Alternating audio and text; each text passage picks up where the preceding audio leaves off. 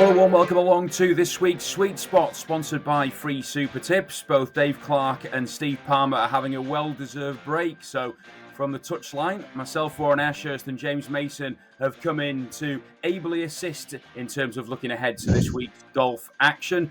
James, firstly, how are you? Yeah, I'm not too bad, thank you. Currently in the process of moving house, which is very stressful, but I have had time to keep on track of the golf. So let's hope that that goes quicker. The tournament goes quicker than it has me being moving house. Well, we have to start off straight away, of course, by saying yet another winner for Steve Palmer last week, this time on the US PGA Tour, where Ludwig Aubert came in at 22-1. Steve obviously was really keen on him, James, last week. He and Rory McIlroy were kind of battling for the ascendancy in terms of his main pick for the week. And Aubert, I remember watching it on Sunday evening and seeing him collect three straight fives on the front nine and thinking he's 3 shots behind now. He didn't look like a player full of confidence at that stage. And then to go on and win from there was really impressive. Yeah, it was. I think it just shows the mental fortitude of him, really, to be able to do that. He wasn't swinging it fantastically, was he? Then suddenly it's like the flick of the switch and he can just put on a run. That's the talent that Aubert has. I mean, it was very, very close in terms of Maverick McNeely as well. He was doing superbly. I mean, he was blitzing it in the front nine. Yeah. And then you thought he only needed a couple more birdies, you thought that McNeely needed over his last 4 holes, and he played them 1 over. And that was just that moment, I think. It's just McNeely trying to get over the line. That's the sort of thing that's halting his progress at the moment. And then you just got Aubert, who managed to stay hot on those last few holes. And yeah, you've got to give huge credit to him. I mean, immensely talented player. We knew that, didn't we, from when he broke onto the scene, got into the Ryder Cup team. Yeah. He'll be in the Ryder Cup team again this year. But yeah, absolutely fantastic from the Swede. Yeah, absolutely brilliant from Aubert, who is once again, of course, looking like an absolute nailed-on Ryder Cup competitor. Let's look at the rest of the field. I mean, Rory McIlroy was a bit further down, 3 under par. Some good and bad signs from Rory across the week. But I suppose the big take from it was Scottie Scheffler, who finished in a tie for third, James. Yeah, I mean, that hand injury hasn't really done him too many issues, has it? The fact he's come back and he's been around that top end of the leaderboard in his 3 starts, I think, is it since that hand injury. So, yeah, I think for Scheffler, it's only a matter of time. I think before he gets back in the winner's circle. I think the worrying thing is for the rest of the golfing world is that as we're edging towards April, as we're edging towards that Masters, he just seems to be fine tuning his game pretty well. And also, you're going into March and you got some big tournaments in that month as well. So, yeah, Scheffler looks ominous, I think. It won't be long before he gets another win. Should mention as well, like Tommy Fleetwood, Tony Finau, Patrick Cantlay, all finished in the top 5 as well. Watched a bit of Cantlay on Sunday. He seems to be finding a bit of rhythm and form as well, James, just at the right time. Yeah, Cantlay's a strange one because you do think for how long he hasn't returned to the winner's circle. It's you kind of scratch your head and think how. I mean, he's one of the best putters around.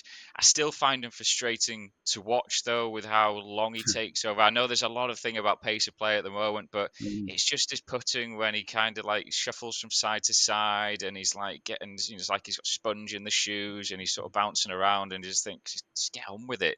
It's kind of like watching Billy Horschel putt as well when he creeps up to the ball and you think just go up and hit it normally. But yeah, I think for Cantlay, I don't know, for Cantlay, for me, I wonder if Cantlay's ever going to be able to make that switch. Like, I know he's a top competitor now, but will he ever get to that highest level? Yeah, will he ever pick one of those up?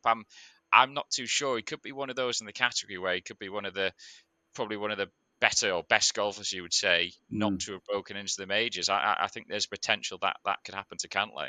Well, I'm sure we'll have more, of course, in the build-up to the Masters in April. And not surprisingly, quite a lot of the Sweet Spot regulars were following Steve on Ludwig Aubert. Shane Brady, great tip, Steve. Ludwig brought a smile to my face after a very tough weekend.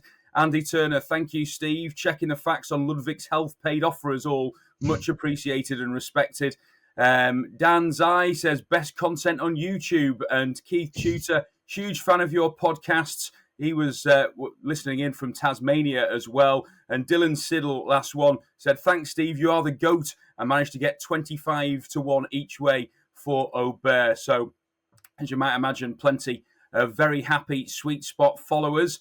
Let's have a quick reflection on Live Golf as well, James, because there was a big event, of course, in Adelaide, the second event of the new Live season, and Joachim Neiman was the winner. And I have to say, I know there's a lot of big names on Live. You know, we talk about John Rahm, we talk about Bryson DeChambeau and Brooks Koepka, etc. But over the last sort of 6 to 8 months, Joachim Neiman has probably got to be the best player on that tour. Yeah, absolutely agreed. I mean, it was Neiman and Rahm, wasn't it, that were battling for that individual championship last season. It was Rahm who just edged out Neiman. But yeah, Joaquin Neiman is consistently around the top of that leaderboard. That's, picking up titles. That's 3 live titles, I think it is, that Mm, he's got now. So he's doing fantastically. But this is the issue I've got, though, with someone like Joaquin Neiman. He's in, probably that part of his career now where he's making that step up. He's making all these yeah. improvements to his game. He's happy competing against some of the best that are on that tour, but he's on that tour where I just don't think you got the same strength and depth as you do as looking at the PGA. I found it strange that Neiman was tempted over there. Yes, it's all financial incentives, isn't it? But I do think you hope that there's some sort of deal. And what we hear recently, I think Paul McGinley's come out and said he thinks there'll be a deal broker between the PGA and Mm, Live before the Masters. But I mean, yeah. for Neiman's career, I really hope that something happens because he's a hugely talented player who I think just needs to now put himself against the others on the PGA Tour. Obviously, he'll do it at the majors, but I just think week in, week out, you need that strength. And I think you Mm, need that sort of that fear of potentially missing the cut as well. This is what I don't like with Live, is that the fact you can't, you will get paid at the end of it. There's no you're cuts. not I, going I, to miss I the cut, yeah. really hate, yeah, I really hate that. There's no jeopardy. So, Mm, Neiman goes in there and his head's clear, whereas you put him on a PGA event or the majors, and then that might play on his mind. So you'll see actually yeah. where his game's at. Yeah, I mean, I have to say also as well, another 2 of the top 4 in Live Adelaide are a pretty similar level. They're just a little bit below Neiman in terms of quality and the form at the moment. Abraham Answer, who finished in a tie for second, and David Puig, the Spaniard as well, who was at 9 under par, 4 shots back of the leader. And certainly they could do with maybe testing themselves against everybody in terms of the world's best when it comes to major golf. I'm sure we'll talk a bit more, Steve will, over the coming weeks in the run up to the Masters. Let's turn our attentions now to this week's action, of course. And well, Steve wouldn't let me get away with it if I didn't go in chronological order. So we're going to have to start on the DP World Tour with what I love as a title, the Magical Kenyan Open. We look forward to this week on the DP World Tour. James, tell us where we are this week and what we can look forward to.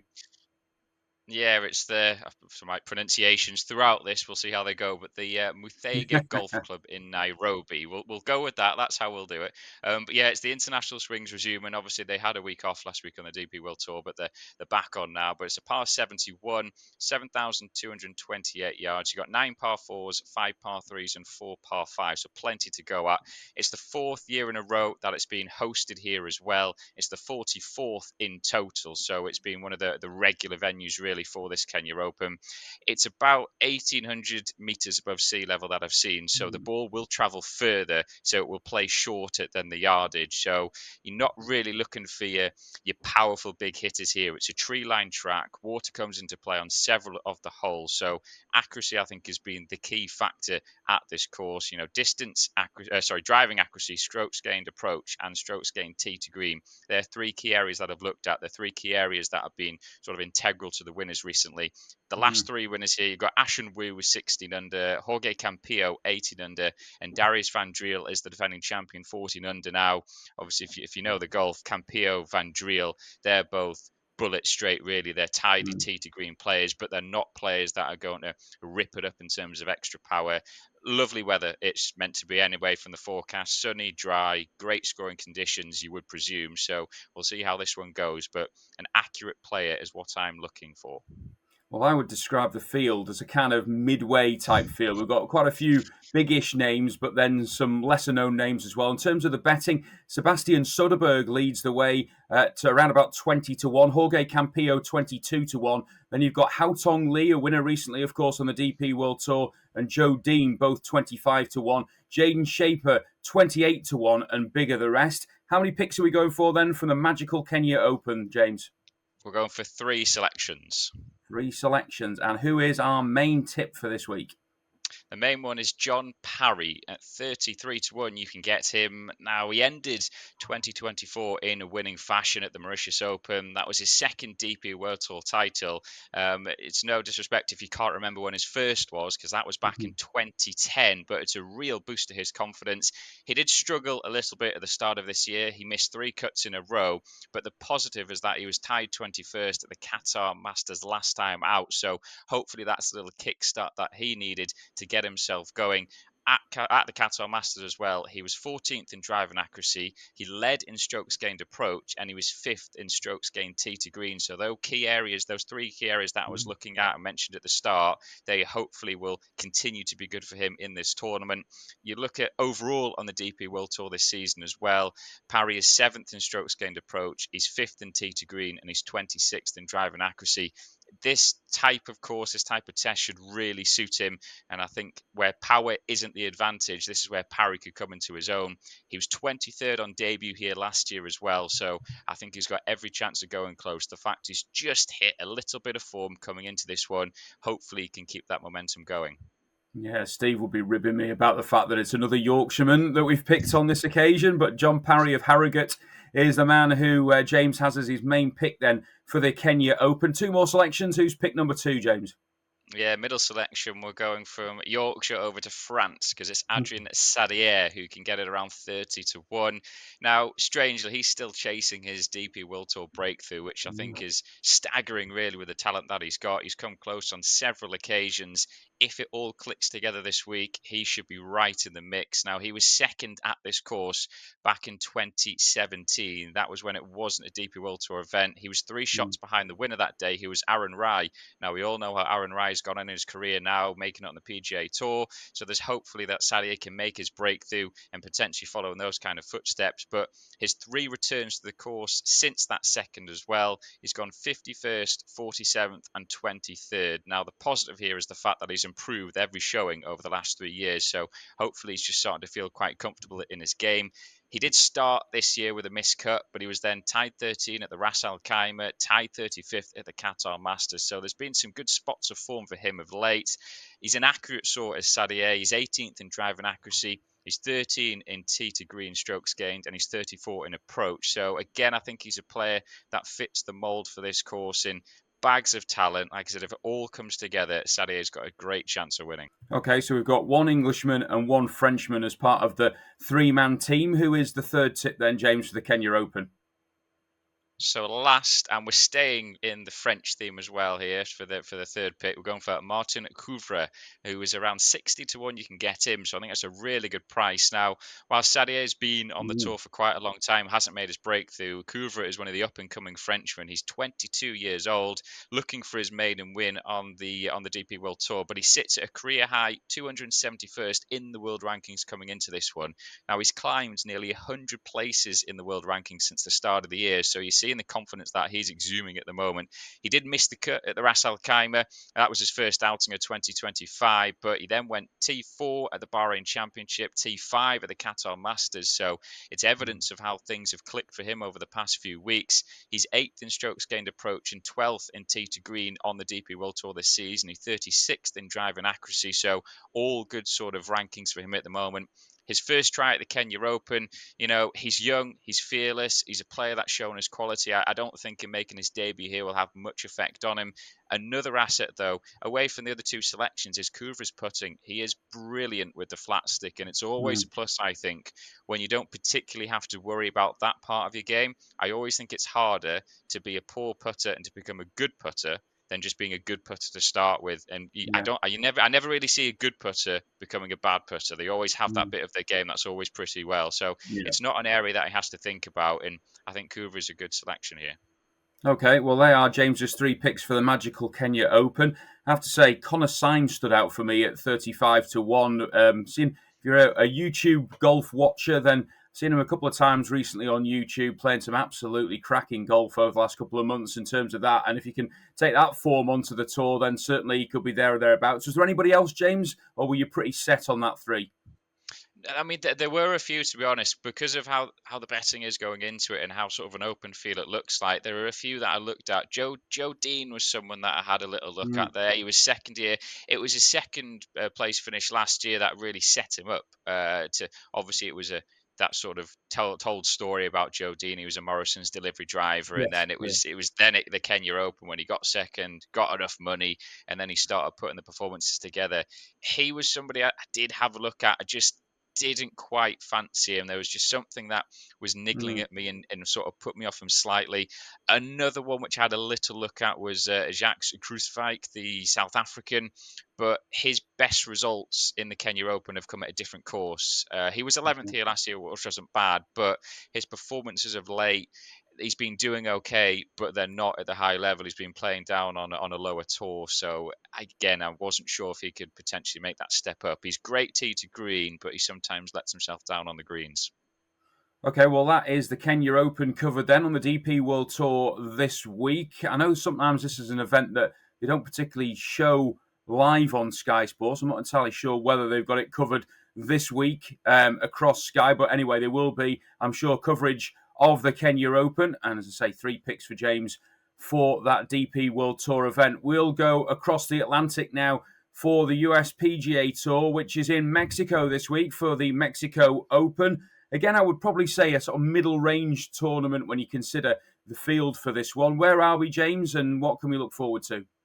Yeah, I agree with that with the field. I think it is a mid-range, and I think there's really good value to have here. But we're at Vedanta Velata. Now, it's the Norman signature course.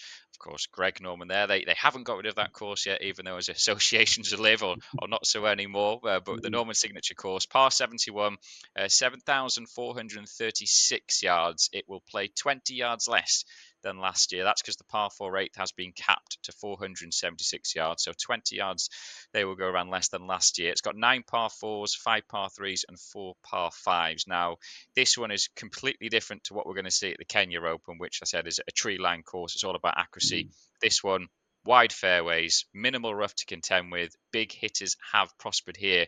Rahm won in 2022 on 17 under. Finau the year later in 2023 on 24 under. Those two actually switched places because Finau was second to Rahm. And then Knapp won last year on 19 under. So it's the bigger hitters that have done better. It's the 4th year in a row that it's been staged at this course, and it's also the 4th year in a row that's been a PGA Tour event. So it's made that step up mm, into a more prestigious one. The first two stagings here, they were in April. Last year, though, they switched it to February. And again, this year it's taken place in February. Now, the greens were slower last year. They went from 12 on the Stimpmeter to 11. So it's just that ability to give it a little bit more of a hit on the greens. You know, they're not lightning fast as they have been. The weather, sunny, gentle breezes. There'll be lovely scoring conditions. So I think there will be some really low scores posted for this one. But yeah, it'd be interesting. I mean, mentioned the wide fairways, minimal rough. The rough was allowed to grow a little bit longer last year. I think it was around 2.5 inches. The rough was allowed mm. to grow to, so it took away slightly from the fact of the first two editions here that were all about power hitting and just gripping it and ripping it off the tee. So there was a little bit more of an accuracy sort. So I've got 2 plans of attack for Okay. my selections for this one here, trying to give sort of a hand for one side and a hand for the other. Okay, well, we'll find out who those selections are in a moment. Let's just take a look at the latest betting then in the outright market. And probably a couple of the names at the top of the betting at the moment are more associated with the DP World Tour and other events. Akshay Bhatia, 14 to 1 currently. Rasmus Højgaard, 18 to 1.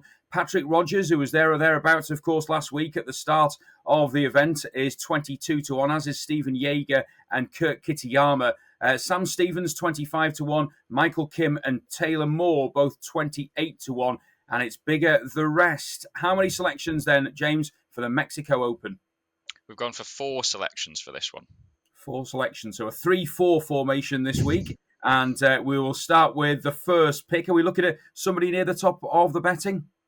We are indeed. You're looking at number 2 in the betting for Mm, most places, Rasmus Højgaard at 18 to 1. I think that's an outstanding price for him going into it. Now, this is the one angle of attack I'm going for, which is the bigger hitter theme. with a lot of the leading players absent, there are some good prices to have. And Højgaard, I think, is one of them. Extremely talented player. He's already won 5 times on the DP World Tour, and he's only 23. He's made a solid start to 2025 as well. He was tied 14th at the Desert Classic. Then he went over to the PGA Tour, tied 22nd at Pebble Beach, and tied 12th at the Phoenix Open. In all of that surroundings, it's a very hard tournament to play in there if you don't like all the noise coming at you. But he did really, really well. He missed the cut last week. That was a little bit of a disappointment, but I think he'll bounce back for this one. He is one of the bigger hitters on tour. He's tied 11th in driving distance, and he will be one of the biggest hitters in this field due to the fact that those above him in those rankings for driving distance, most of those players are not playing in this event. So he will be feeling confident to be able to attack some of these holes. There's some drivable holes as well. And I think with it being a Ryder Cup year also, Rasmus will be desperate to bank some early points. There's more emphasis for the Ryder Cup this year for the European team on PGA Tour events. Yeah. Obviously, it's not 2 different point lists anymore, which they had. It's now just 6 players from 1 points list. So I think it'll be interesting to see, obviously, how Rasmus does on the PGA Tour. But he'd be looking to get in the mind of Captain Luke Donald very, very early. He'll also be hoping to emulate his brother Nikolai, who did feature for Europe in that winning side in Rome. Nikolai is playing in this event as well, but it is Rasmus that I've gone for over Nikolai. Okay, Rasmus 18 to 1 or around there at the moment in the betting. Nikolai is as big as 45 to 1 I've seen in the betting at some areas. So that's pick number 1, James, who we're looking for selection number 2. Yeah, it's another power hitter, and it's Uldrik Potgieter. Now, it looks like Pot Gaiter for a lot of people would say, but I did do my research on this one, and it's Pot Gaiter is how you pronounce his name. He played at the Open, the Open at St Andrews, and I did have a look, and there was some commentary on it. So that's where I'm going for. That's where I'm sticking. Or to his mates, Oldie. He likes to be called Oldie. So there we go. We'll stick with that one. But Pot Gaiter, 75 to 1 you can get him at. I think that's a really big price, a good each way price. Like I said, sticking with the bigger hitter theme here, Potgieter, he's unrivaled in driving distance on the PGA Tour this season. He's also second in strokes gained off the tee. I mean, that bodes really well for this type of test. There's a huge buzz around the South African. He's 20 years old, but he is seen, I think, as an potential major winner from his country in the years to come. I think give it 3-4 years maybe where he's fine-tuned bits of his game, and I think he will be right up there. And obviously just the latest player that's been produced from South Africa, who do produce them very, very quickly. But he led, he was tied 15th to the Farmers Insurance last time out. That was his last appearance competitively. He led in strokes gained off the tee in that event, and also in driving distance. It was a tournament that he was right in the mix for as well, going into the last round before he fell away. It was a horrendous final round. Let's be honest. He just didn't handle the pressure. But I think that will stand him in better stead, using that experience for the next time that he's in that position. I also think this is a lower level field event. So I don't think you'd be having as many people like the big names on that leaderboard thinking, oh dear me, there's a Scheffler, there's a McIlroy. Yeah. I think he'll just be thinking, yeah, I can match up against these guys. So I think he's got a good chance. Potgieter, whatever you decide to go with, it is spelt Potgieter, just to make sure that those who might want to have a little flutter get the right name on the betting slip or selection online. So that is our first 2 selections. We've got 2 more picks. Are we looking at bigger prices here, James?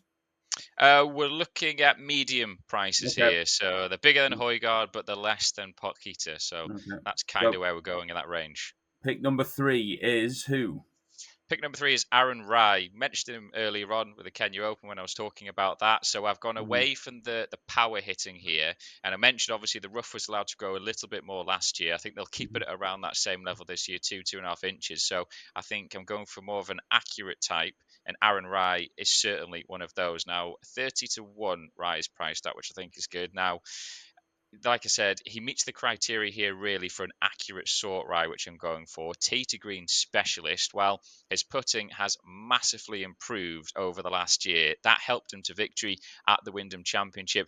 Don't know if you remember, but it was around May or June. I think it was June time last year where he brought in a putting coach, an extra putting coach, and he changed the grit, changed the swing of it, and you could see the numbers were starting to look a lot better from him from tournaments. He came tied second and won, and he was racking them up. And you're thinking, right, that was all that he needed to do in his game was improve the putting. That was what's holding him back. Got the Wyndham Championship, and he just seems to have elevated his game more. He's becoming more and more comfortable playing in the bigger events. He started this year off on a positive note. He was tied 15th at the Century, and now you can dig a little bit deeper into that Century performance as well. That was at Kapalua in Hawaii, and it could be very significant because Jon Rahm, who won the Mexico Open in 2022, he compared Kapalua to the Norman Signature course. So he thinks there's very much similarities between these two, and that's a very, very big bonus, I think, for Rai coming into it. His 3 efforts here at Vedanta, he's gone 24th, miscut 19th, but I think he arrives a much better player this year with the PGA Tour title under his belt as well. I think he could be very, very dangerous. I love the story of Aaron Rai because he felt like he was a bit like, I don't know, people would make a point of saying, oh, he used to have iron covers and he wears 2 gloves and, a bit quirky, but actually he's built himself into a real top quality golfer who can challenge for tournaments on the PGA Tour. And like you say, he's already shown in big company that he can do it, and certainly probably bigger and better fields than the Mexican Open. So real hope for Aaron Rai that he can get another win under his belt this week. That's 3 of the 4 selections. James, who's our last pick for the Mexico Open? 4th and final, we're going to go for Justin Lower, who around 45 to 1. Again, he's another player that doesn't fall into the power category. You mentioned him going for a 2-pronged attack, but he averages just over 300 yards in driving distance, so he's not shabby by any means off the tee, but he showed that power isn't everything last year. Like I said, when the rough was a bit higher, because he finished tied 3rd here last year. That was his second effort as well at the Mexico Open after his 63rd in 2022, so certainly a huge sort of improvement from that 63rd to his tied 3rd finish. He's been a little bit hit and miss on the PGA Tour this season, a miscut and a tied 62nd from his last 2 outings. However, you look a little bit earlier, he was tied 3rd at the American Express, so he does have it in his locker to contend. And then I mentioned before with Rai, with the fact that Kapalua at the Century has similarities. Well, we'll look at some other courses that have similarities to this week's layout as well. Now, you've got the Corrales Punta Cana Championship and the Worldwide Technology Championship. Now, at Corrales in April last year, Lower was 4th, and then at the Worldwide, which is staged at the Tiger Woods designed El Cardonal course, that's in Mexico, he was 2nd. So that's really good form that he's played well around these area. That form bodes well for this test, and I think Lower is definitely one to keep an eye on. I think, again, just with the fact that you've got so many big players that aren't featuring in this event, some of the high-profile names, that you are going to get good prices on certain players, and I think Lower is certainly one of those. Just looking at the weather, by the way, it might well suit some of the European players because it's not going to get more than about 23 to 25 degrees in Mexico over the latter stages of this week. And there's the chance of the odd light rain shower as well. So actually, it might well suit the players who, as I say, are coming from a bit of a cooler climate. So 4 selections for James for the Mexico Open. Just looking at some of the other big names, I mean, I suppose it's not a massive surprise to see Akshay Bhatia at the top of the betting in terms of form in recent months, James. Yeah, we had his best finish of 2025 last time out. He was tied 9th, and he goes into this event with just his 2nd appearance, but he was 4th on his debut back in 2023. So certainly, yeah, he is a player. He's a player that's established on the PGA Tour. Again, sort of mixes it in the bigger events. So he'll be someone that'll definitely be looked at. I'm not quite sure on him. Patrick Rodgers is another one. He's got a great record here, 2 top 10s and 3 top 10s, 10th, 10th, and 6th. The fact is, I'm just not sure how Rodgers is going to deal with falling away and missing another opportunity to win last week. He was right in there. I think it was 200 and his 286th start, I think it was on the PGA Tour. He was looking to win for the first time, and he didn't do it. So that's a worry, I think, for Rodgers, how his mindset is going to be coming into this event. So he was someone that I could kind of easily overlook. You're looking at others. Jake Knapp, the defending champion. Again, I wouldn't really go near him because I just don't think he's shown the consistency levels that I kind of want. Yeah, looking at something down the field, you realise how many European-based players are playing in this. Nicholas Norgard, Matt Wallace, Thornborn, Ollison amongst them as well. So plenty of players who are kind of chopping and changing between the US Tour and the DP World Tour. But it should be a really intriguing encounter at the Mexico Open in terms of the latest US PGA Tour event. That wraps up our look then at both of the tournaments. We'll get all of the details of James's selections in a moment. But you touched upon it, James. I just wanted to mention now we're getting into that crucial stage of the season where players want to try and find or get towards that time where they're finding their best form going into, obviously, the start of April and the Masters along the way. I mean, how significant are sort of results, would you say, at this time of year? Definitely, I think you want to be. You don't have to be winning right now, but I think Mm, you want to be churning out some good results. I think when you come to March, I think when you come to middle of March maybe, and it's really starting to ramp up, I think ahead of the Masters, I think that's when you want to be showing form. But again, it's not any kind of pattern that works, because we're seeing Scheffler has won before the Masters and then gone and won the Masters, but McIlroy's been in superb form going into the Masters before and then he's mm, flopped. It's really really hard to know kind of what works for each player. Yeah, I sometimes I think McIlroy would be best served playing poorly or not playing as well mm, as people think going into the mm, Masters, and maybe easing that pressure off. But he has also come out and said he's got 3 goals left in his career that he would like to achieve, and one of those is winning the Masters. So he's then yeah, immediately gone and put the pressure back on him to try and win the Masters. You think, Rory, just mm. calm down a little bit. As like, everybody knows you want to get that green jacket, but Yeah. just just try and take a bit of pressure off. But yeah, at the moment, I don't think it's imperative if someone's not winning, but I think you do want to still be putting in some decent performances. I think you want to be Mm, making cuts, and maybe sort of hitting the top 25s and posting those kind of results. I think if you're missing yeah. cuts, then obviously that confidence is just going to be absolutely shot. Yeah, listening to Steve the last couple of weeks, he's been mentioning about kind of players dusting off the cobwebs basically because they've had an elongated break over the start of the year, and some of them are only just coming back to action now. And some of those players, probably both at the Mexican Open and the Kenyan Open, will be playing their first major events of the year. So it'll be interesting to see how they get on. Time to wrap up now our tips for the week, and we've got 7 overall. We'll start off with the Kenya Open, James, and the 3 selections for that. Yeah, 3 selections got John Parry, Adrian Sadier, and Martin Couvra.